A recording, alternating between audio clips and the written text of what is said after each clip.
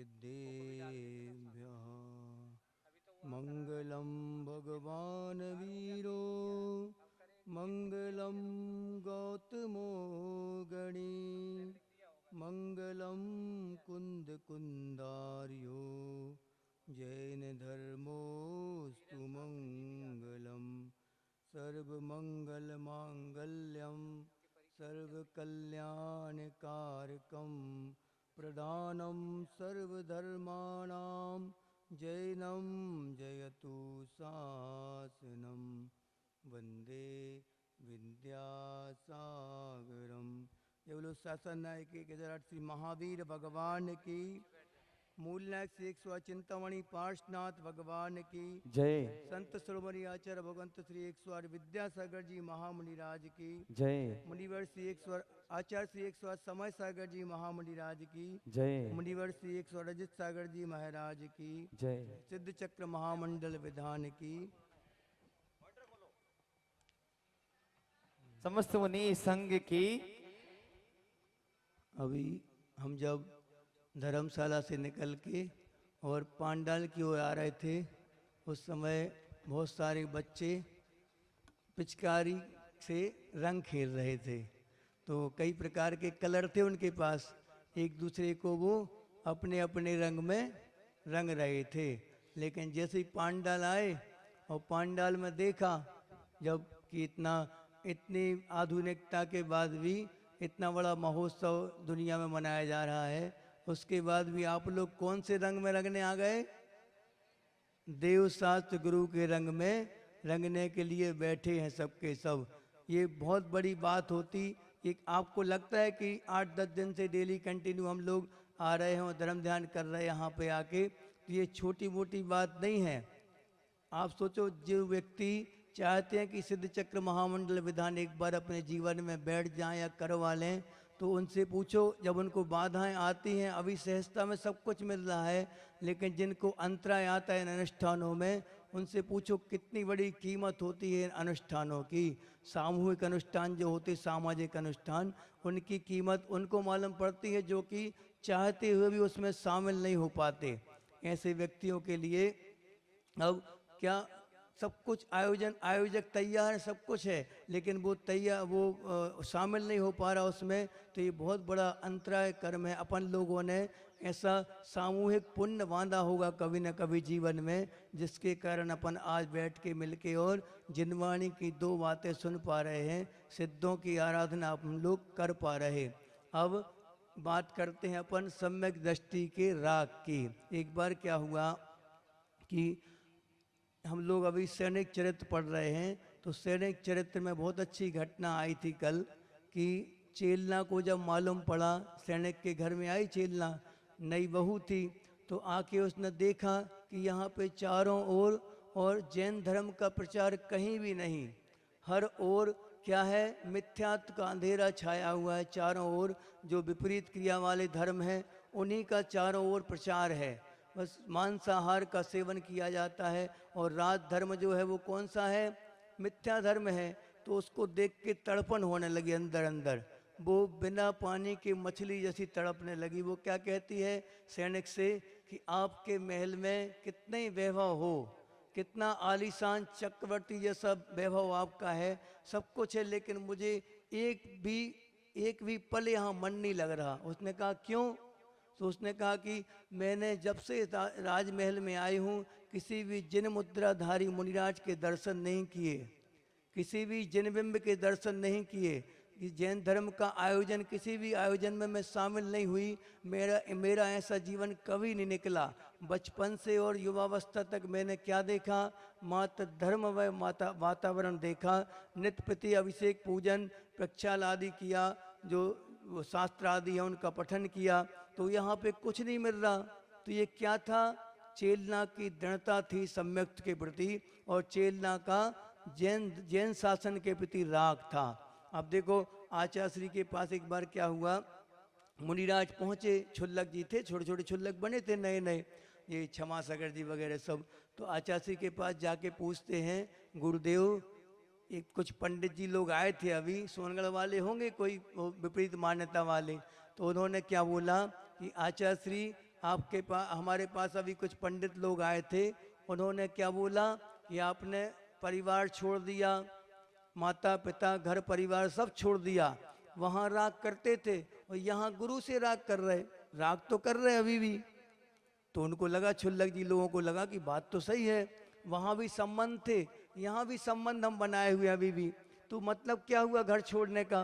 तो फिर वो आचार्य के पास पहुँचे, आचार्य से बोला, आचार्य समझ गए, सब कुछ समझ गए आचार्य कि किसने भड़काया होगा। तो आचार्य ने तुरंत एक हिंदी का दोहा बना दिया। दोहा क्या था, जैसे ही उन्हें दोहा सुनाया सबके संग का समाधान हो गया अपने आप। क्या बोला आचार्य ने, तुरंत बनाया दोहा, देखो तुरंत ऑन द स्पॉट बनाया गया दोहा। आंसू कवि थे गुरुदेव, तो उन्होंने कहा, प्रभात में भी लाली होती, संध्या में भी लाली है, एक जगाती एक सुलाती, कितने अंतर वाली है। नहीं समझे? समझे तो ताली तो बजाओ जो समझे हो। हम जबरदस्ती बजानी पड़ेगी, आपने बोल दिया महाराज जी। अब देखो ऐसा है, प्रभात में भी लाली, यानी जब सूर्य उदय होता है, जब उस समय कैसा होता वातावरण, पूरा लाल हो जाता, लालिमा से भर जाता आकाश। और जब सूर्य अस्त होता है तब भी लाल हो जाता। लेकिन एक जो लालिमा है वो पूरे जगत को अंधकार में सुलाने वाली है, मिथ्यात्व के घनघोर अंधकार में ढकेलने वाली है, 84 लाख योनियों में चक्कर लगाने वाली एक लाली है।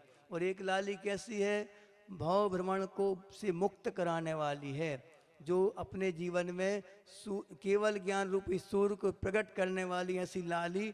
ऐसी देवसात गुरु से अगर राग रखोगे, उनकी लाली में तुम रंग जाओगे अगर, तो फिर क्या होगा, केवल ज्ञान रूपी सूर्य निश्चित है आपके जीवन में किसी न किसी भाव में अवश्य प्रकट होगा। ये आर्ष वाक्य हैं, ये आचार्यों के, केवल ज्ञानी के वाक्य हैं, इसलिए इसमें संदेह नहीं रखना कभी भी। होता क्या है, अपन लोग जुड़ते हैं देवसात गुरु से, संबंध तो बना लेते, लेकिन संबंध कैसे होते हैं हमारे, स्वार्थ के संबंध हो जाते। क्योंकि अधिकांश प्रचार क्या है समाज में, आपने टेलीविजन में भी देखा होगा कि भगवान की भक्ति, बातचीत मत करें सामने, हाँ केवल, हाँ दादी बैठ जाओ, चुपचाप बैठ जाओ। तो केवल ज्ञानी की भक्ति करते हैं जब अपन जिनेंद्र भगवान की, उस समय भी अगर अपन स्वार्थ दृष्टि रखें कि हमारा ये काम हो जाए, जैसे अभी सिद्धों की आराधना कर रहे, किस लिए कर रहे, अपने यहाँ जैन दर्शन में बहुत अच्छा एक सूत्र आया है कि कोई भी क्रिया भावों से अगर शून्य है तो फल नहीं दे सकती। कितने ही आप पुरुषार्थ कर लें, कितने ही जन्मों तक आप वो क्रिया करते रहें, लेकिन अगर भाव से शून्य क्रिया है, न फलंती क्रिया भाव शून्या, यानी कि जो भी क्रिया भावों से शून्य होगी वो कोई भी फल नहीं देगी आपके जीवन में। इसलिए पूरे पवित्र भावों से, अगर आपके कोई भी क्रिया करने के पीछे लक्ष्य कर्म निर्जरा का है, सम्मर और निर्जरा जिनका लक्ष्य होता है, उनको किसी बात की चिंता नहीं होती। वो नियम है कि हर भाव में उनका कुछ ना कुछ कर्मों की निर्जरा होते होते एक भाव ऐसा आएगा कि उसी भाव से वो मोक्ष जाएंगे। ये अकाट्य सिद्धांत है। एक बार क्या हुआ, एक छोटी सी घटना आपको बताते हैं कि कैसे वो भक्त अपने जीवन में ऐसा जुड़ जाता है प्रभु से कि 24 घंटे 8 प्रहर उसको मात्र प्रभु ही दिखते हैं। क्या हुआ, एक काल्पनिक घटना है ये। एक बार क्या हुआ कि एक बार एक व्यक्ति प्रभु की आराधना करने जाता था मंदिर, डेली प्रतिदिन वो नियम से भगवान की आराधना करता था, पूजन पाठ करना, अभिषेक आदि करना उसका सिद्धांत था, नियम था उसका। अब नियम लिए, नियम लेने के बाद वो इतना जुड़ गया, इतना भक्ति उसके अंदर प्रकट हो गई जिनेंद्र भगवान के प्रति कि उसको क्या दिखने लगा, चलते फिरते उठते बैठते हमेशा वो क्या एहसास करता था, उसको एक बात का एहसास होता था कि उसके चलने के, अपने चलने के कितने निशान बनते, पैरों के 2 निशान बनते, लेकिन उसके कितने निशान बनते थे चलने के, 1 कदम रखता था, 1-2 कदम चलता था, 4 पैरों के निशान बनते थे उसके। उसको क्या लगता था हमेशा कि मेरे साथ मेरे प्रभु 24 घंटे मेरे साथ हैं, ऐसा उसको एहसास होता था अपने जीवन में। बहुत ज़्यादा वो अपने प्रभु से एकाग्र हो गया था। तो ऐसा क्या होता। अब लेकिन धीरे धीरे करके वो उसका जीवन चल रहा था और भक्ति में डूबा हुआ रहता था हमेशा। लेकिन आप ये बात बिल्कुल भूल जाना कि भक्त के जीवन में कभी संकट नहीं आते, आते हैं, जरूर आते। हम तो कहते कि भक्त के जीवन में संकट आते ही, आना ही चाहिए, नहीं आएंगे तो वो पेपर दे नहीं पाएगा फिर कभी भी। वो भक्त किस काम का जिसकी परीक्षा ना हो। तो उसके जीवन में भी ऐसे संकट आए। अपन लोग क्या सोचते हैं कि हम तो अभिषेक पूजन करते हैं और वो मुनियों के आहार कराते हैं, मुनियों से जुड़े हुए हैं, तो हमारे जीवन में कोई संकट नहीं आएगा। ऐसी धारणा बदल देना। ऐसा रोल भगवान का अपने जीवन में कभी नहीं रखना, क्योंकि भगवान का रोल अपन फिर क्या माने उसके जीवन में, अपने जीवन में।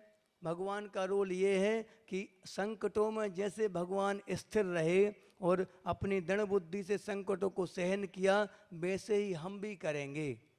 कर्मों का उदय आता है, उनके जीवन में भी आया, हमारे जीवन में भी आया, तो हम भी उनकी तरह दृढ़ रह के और अपने संकटों को दृढ़ता के साथ सहन करेंगे। ऐसे ही अपन ये अपने जीवन में प्रभु का रोल होना चाहिए। तो उसके जीवन में इतनी भयंकर बीमारी उसके लिए हुई, उठना बैठना चलना फिरना तक छूट गया, तब मंदिर जाना भी छूट गया। तो फिर उसको थोड़ा एहसास हुआ, क्योंकि वो था तो भक्त, लेकिन आम आदमी के जैसे उसकी भी थोड़ी थोड़ी धारणा थी कि प्रभु हमारे काम आएंगे, हमेशा संभालेंगे हमें। तो उसने क्या, वो उसके मन में क्या आने लगा विकल्प। एक बार वो जब बहुत समय के बाद, महीनों के बाद, बेड रेस्ट करने के बाद जब उसने कदम रखा अपना, 2-3 कदम चला, पीछे मुड़ के देखा तो कितने पैरों के निशान थे? 2 पैरों के निशान थे बस। उसको बहुत निराशा हुई। पूरे 2 महीने तक उसने बेड रेस्ट किया, इतना बीमार रहा, कोई देखने नहीं आया, कोई किसी ने सेवा नहीं करी उसका, उसको बिल्कुल दुख नहीं हुआ। अपने आप में स्थिर रहा, वो सहन करता रहा सब कुछ चुपचाप। लेकिन जब उसने पैरों के निशान देखे और अपने पीछे पैरों के 2 निशान पाए, उसको बहुत निराशा हुई।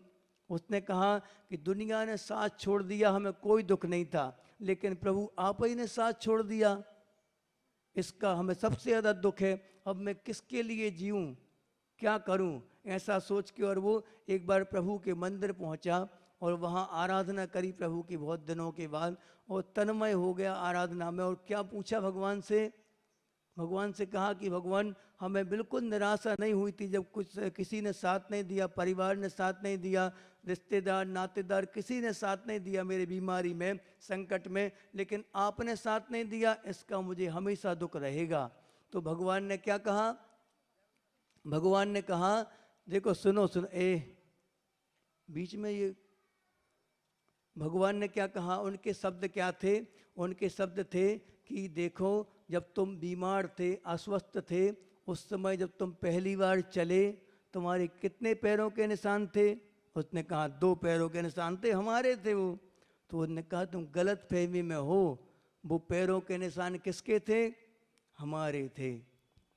तुम्हें कौन चला रहा था उस समय भी? संकटों में भी कौन तुम्हें सहारा दे रहा था? वो कौन थे? तुम्हारी भक्ति थी, तुम्हारी हमारे प्रति श्रद्धान था। ये क्या कहलाता है? अगर अपनी निस्वार्थ भक्ति है तो देव भी आके अपनी रक्षा करेंगे। इसमें आचार्य हमेशा बोलते थे मुनियों से, क्लास में हमेशा सबसे बोलते थे ये बात कि तुमने दिगंबर मुद्रा धारण की है तो बिल्कुल अच्छे से पालन करना इस दिगंबरत्व का, तो नियम से देव तक आपकी रक्षा करने आएंगे। देवावि तस्य पड़वंते दस जस धम्मे सया मनो, जिसका मन सदा धर्म में लगा रहता, अहिंसामयी धर्म में लगा रहता है, उसके लिए देव तक आके उसको नमस्कार करते हैं, उसकी चर्या में सहायता करते। इसका उदाहरण क्या है? चंद्रगुप्त मौर्य जब अपने गुरु की वो सेवा कर रहे थे, जब उनकी यम संलेखना पूरी होने वाली थी, उन्होंने जब संलेखना धारण की थी, दुर्भिक्ष पड़ा था, महामारी का दौर था, उस समय उन्होंने संलेखना ली और घनघोर जंगल में, वहाँ पे एक व्यक्ति, जनशून्य जंगल था, कोई व्यक्ति नहीं था वहाँ आसपास, इतने विशाल जंगल में संलेखना धारण करी। तो चंद्रगुप्त मौर्य भी पीछे से आ गए गुरु के, वो कहने लगे कि हम आपकी सेवा में रहेंगे। तो उन्होंने कहा आप चर्या कहाँ करेंगे यहाँ पे? तो उन्होंने कहा जो भी होगा देखा जाएगा, हम आपके चरणों की सेवा करेंगे। तो जब वो आहार को उठने लगे, बोला उनसे भद्रभाऊ स्वामी ने, सुत केवली भद्रभाऊ ने बोला कि आप आहार के लिए उठिए। उन्होंने कहा कि यहाँ कहाँ आहार मिलेंगे। उन्होंने कहा पुरुषार्थ तो करें, आप इस दिशा में जाइए। वो पहुँचे, वहाँ पे कुछ नहीं मिला। एक देवी थी, वन की रक्षक देवी जो थी, उसने देखा कि ये महामुनिराज हैं और निर्दोष चर्या का पालन कर रहे, तो उन्होंने क्या किया, इनकी परीक्षा लेनी चाहिए। तो उसने क्या किया, थाली लगा के छोड़ दी। अब देखो, मुनिराज कोई पड़गाने वाला ना हो, थाली रखी हो तो खा लेंगे क्या? कभी नहीं, मर जाएंगे लेकिन ऐसा भोजन स्वीकार नहीं करेंगे। तो उन्होंने क्या, चुपचाप वो अंतराय करके और अलाप करके वापस आ गए। दूसरे दिन फिर से निकले, तो अब की बार अकेली स्त्री पड़गा रही थी महाराज जी के लिए। एक अकेली स्त्री, वो देवी स्त्री बन के आ गई थाली लेके। तो पड़क जाएंगे क्या महाराज जी? घनघोर जंगल में अकेली स्त्री पड़गा रही है, पड़गेंगे क्या? नहीं पड़क सकते। तो वापस आ गए अलाप करके। फिर तीसरी दिशा में निकले, वहाँ पे अब क्या हुआ, अब वहाँ पे सुंदर रचना हो गई, बहुत बड़े नगर की रचना हुई और खूब सारे श्रावक थे, खूब सारे चौके लगे थे। ऐसा नहीं था कि 3 महाराज जी 4 ही चौके लगे, 3 ही चौके लगे, ऐसा नहीं। जो भी अपने लिए, जो जिसको लगता है कि हमने आज घर गृहस्थी के कार्य में इतनी महान हिंसा करी है, तो उसका हम एकमात्र उपाय है क्या, दिगंबर साधु के हाथ में और एक ग्रास रख देंगे। उसी समय वो दिन भर का किया हुआ जो कर्म है, जो पाप कर्म है, हिंसा है, सबका सब कैसे धुल जाता है।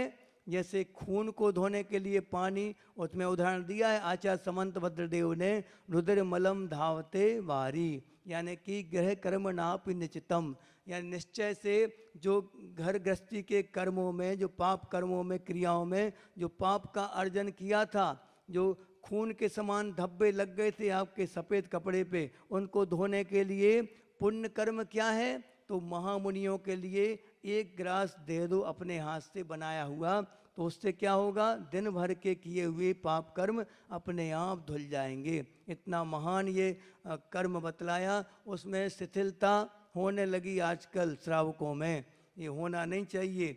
अब क्या हो गया कि अपने जीवन में हमेशा देवसाल गुरु की भक्ति में ऐसे रंग जाएं आप लोग कि अब दूसरा रंग कोई चढ़े ना।